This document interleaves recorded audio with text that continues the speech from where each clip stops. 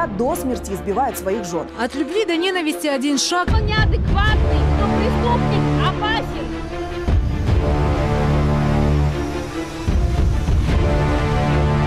Аты белгилүү себептерден улам өзгөртүлгөн Айнура айым жолдошу эки 12 жыл мурун таанышып, баш кошушуп, бактылуу өмүр сүрүп, 1 жыл гана жашашкан. Бирок жолдошу тарабынан физикалык зордук зомбулукка кабылып келген. Эки балалуу болгончо чыдаган Айнура акыркы жолу жолдошунун катуу уруп согуусунан жана психологиялык зомбулугуна чыдай албай, үй бүлөсүн бузууга туура келген. Кошуналардын болушканына карабай, күндө эле ар кандай себептерден, кызганычтардан мага кол көтөргөнү күндөн күнгө күчөп жатты. Уулум 1 жашка толду арадан. Анан дагы бир күндөрүндө ичип келип, күндөгүдөн дагы башкача кол көтөрдү. Ал кол көтөргөнү менин эсимде аябай жүрөгүмө так калды.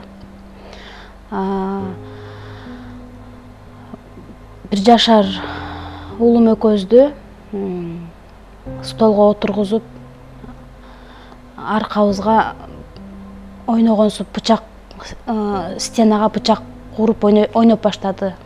Башында өзү дагы түшүнбөй калды окшойт эмне кылып жатканын.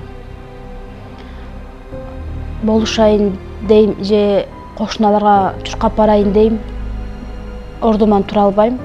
Балама же мага бычак тийип калбасын деп.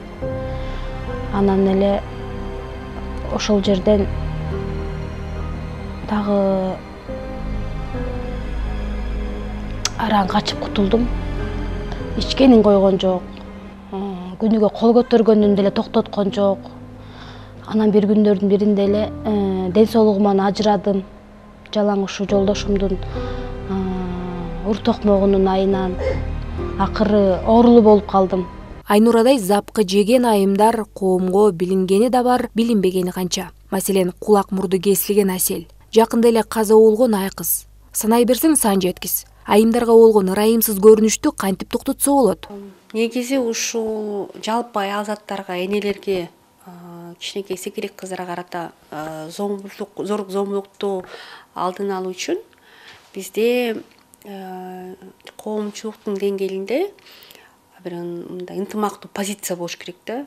Эгерде ушу бир кайсы бир жамаатта зомбулук болуп атса, ошого кайдыгерликти көрсөтпөй, жөн эле калтырып койбостон, сөзсүз ошого реакция берип, ушул үй бүлөнү камкордукка алып, аял затты камкордукка алып, балдарын да камкордукка алып туруп, анан ушул зомбулукту көрсөткөн киши жоопкерчиликке сөзсүз тартыш керек. Себеп деген көп учурда ушул зомбулуктун токтобогону бул эгерде күйөөсү тарабынан же болбосо ошол эркек тараптан деген мындай кой деген киши жок болсо, жоопкерчиликке мындай тарта турган бир механизмдер болбосо, ал күчөй берет да мындай. Көп учурда ата-эне жек жааттын кийлигишүүсүнөн балдар турат. Кечир деген сөз ар бир айымга тааныш болсо керек. Ошондо зомбулукка кабылган аял өз укугун билип, өзүнүн тагдырын өзү чечиш керекпи? Буга кантип үйрөнсө болот? Балким ар бир кыз келинге мамлекет тарабынан билим жетишпей тургандыр.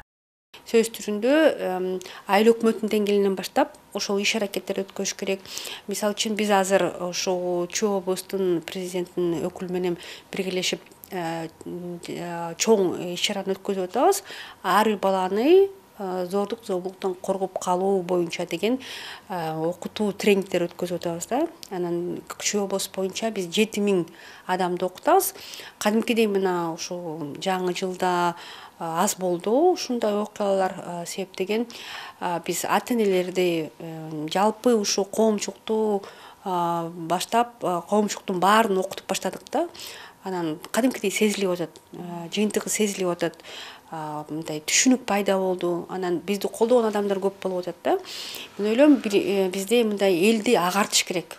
Бизде айыл өкмөтүнүн деңгээлинде, мектепте ар бир мугалимди керек болсо, окуучуларды, ата-энелерди, базарда отурган бүт ошол жерде иштеп аткан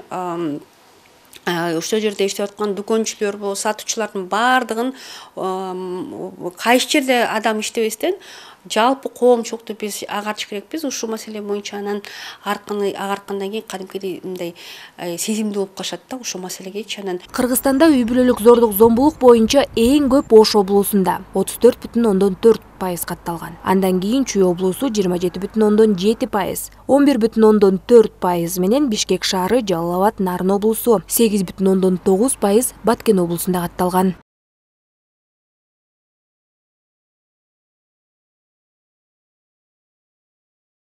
Акыркы үрөй учурган окуялардан улам Улуттук коопсуздук боюнча мамлекеттик комитетинин төрагасы Камчыбек Ташиев жалпы кыргызстандык кыз-келиндерге кайрылды. УКМК төрагасынын билдирүүсүнө ылайык, кимдир бирөөгө зордук зомбулук көрсөтүлүп жатса, тез арада ар бир райондо жайгашкан УКМК кеңселерине кайрылыңыздар. Энелерди, аялдарды, кыз-келиндерди сактап, коргоп жана жардам берүүгө биз милдеттүүбүз деген. Демек аялдардын кордолушуна акырындан бөгөт коюлат деген үмүт бар.